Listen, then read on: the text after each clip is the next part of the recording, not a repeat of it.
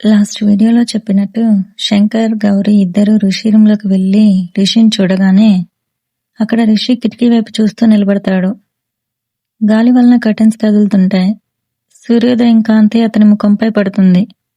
రిషి తనలో తాను కవిత చెప్తుంటాడు. నేలకి నిచ్చెన వేసి భువికి దిగి వచ్చిన దేవకన్యవో, నీ అందానికి బానిసనై వెంట వచ్చిన మన్మధుడును నేనే సఖి. అలా ఋషి పూర్తిగా కవితలో మునిగిపోతాడు. అదంతా చూస్తున్న శంకర్ షాక్ లో కళ్ళు తిరిగి కింద పడిపోతాడు. అది చూసిన గౌరీ, ఏమైందండి, ఇప్పటి వరకు బాగానే ఉన్నారుగా, అలా అంత సడన్ గా పడిపోయారు అని వాటర్ తీసుకొని శంకర్ మొహాన కొడుతుంది. అప్పుడే మెల్లగా కళ్ళు తెరుస్తున్న శంకర్, గౌరీ, నేను చూస్తున్నదంతా నిజమేనా? మన పుత్రుడు ఇంత ఉదయాన్నే లేచాడా? లేవడం పక్కన పెడితే చాలు, ఏంది కవితలు చెప్తున్నాడు? ఏమైందే వాడికి అని గౌరీ వైపు చూస్తూ అడుగుతాడు. మీరేంటి నన్ను చూస్తున్నారు? నాకెలా తెలుస్తుంది? ఏమో డ్యూటీ అంటారు, వాడేమో స్టడీస్ అంటాడు, ఇంకా నాకేం తెలుస్తుంది? గౌరీ అలా కొంచెం బాధతో అలా అనగానే, అలా అంటావేంటి బంగారం, నా గురించి నీకు తెలీదా? చాలు చాలు, మీ వేషాలు మీ కొడుకు వేషాలు అని వెళ్లి రిషిని పిలిస్తే రిషి మాత్రం తన లోకంలో తనుంటాడు. శంకర్ భయపడిపోయి, వీడు పిచ్చోడైపోయాడా ఏంటి అని చెప్పి రిషి మొహాన వాటర్ కొడతాడు.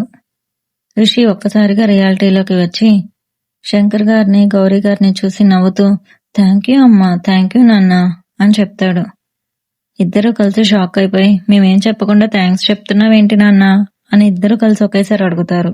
వీళ్ళిద్దరూ అలా షాక్ అవగానే రిషి, అబ్బా ఏంటి నాన్న మీ ఇద్దరు చిన్నపిల్లల్లాగా, ఇప్పుడు విష్ చేయండి, మళ్ళీ థ్యాంక్స్ చెప్తాను అని అంటాడు.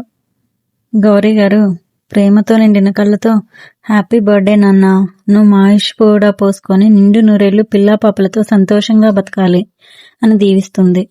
రిషి ఆమెని హగ్ చేసుకొని, థ్యాంక్ యూ సో మచ్ అమ్మా, లవ్ యూ మా అని శంకర్ వైపు తిరిగి, అయినా ప్రతి ఇయర్ ఫస్ట్ నాన్న కదా చెప్తారు, ఈసారి ఎందుకు సైలెంట్ గా ఉన్నారు? శంకర్ గారు మొహం పక్కకు తిప్పుకుంటూ, హ్యాపీ బర్త్డే నాన్న అంటారు. అది గమనించిన రిషి, ఈసారి ఎందుకో చాలా డల్ గా ఉన్నారు నాన్న, ఏమైంది అని అడుగుతాడు. గౌరీ నవ్వాపుకుంటూ శంకర్ని చూస్తూ, ఇంకేముంటుంది, ప్రతి సంవత్సరం నీ ఫ్యాన్స్ ఎన్ని గిఫ్ట్లు పంపినా వాటన్నిటిలో మీ నాన్న గిఫ్ట్ నే ఎక్కువగా ఫీల్ అవుతావు కదా, అలాంటిది ఈ సంవత్సరం నీకు సర్ప్రైజ్ గా ఇద్దామని నీ డ్రీమ్ బైక్ ప్లాన్ చేశారు. శంకర్ అదంతా ఒక పక్క సైలెంట్ గా చూస్తుంటే రిషి ఒక్కసారిగా షాక్ అవుతాడు. రిషి అలా షాక్ లో ఉండగానే, కానీ మీ నాన్న కన్నా ముందే ఎవరో నీకు ఆ బైక్ పంపేశారు నాన్న, ఏంటమ్మా జోక్ చేస్తున్నావు కదా, అంత కాస్ట్లీ బైక్ ఎవరు గిఫ్ట్ ఇస్తారు అంటాడు రిషి. గౌరీ నవ్వుతూ, నా కొడుకు అన్నింట్లో టాపర్, ఒక్క అమ్మాయి విషయంలో తప్ప. శంకర్ నవ్వు ఆపుకుంటూ, గౌరీ, ఏ తల్లిదండ్రులైనా ప్రేమ జోలికి వెళ్ళకు అంటారు, కానీ నేను ఎంత సపోర్ట్ చేసినా వాడు ఒక్క అమ్మాయి వైపు కూడా చూడలేదు, అందుకే వాడిని సింగిల్ చింతగా ఎలా ఉన్నా అంటారు. అది విని రిషి ఒక్కసారిగా ఫ్రీజ్ అయిపోతాడు. రిషి అలా అసలు ఎందుకు ఫ్రీజ్ అయ్యాడు? అసలు ఆ బైక్ ఎవరు పంపారు?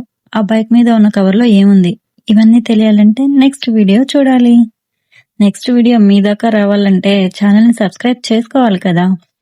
ఛానల్ని సబ్స్క్రైబ్ చేసుకొని బెల్ ఐకాన్ ఆన్లో పెట్టుకోండి. Thanks for watching.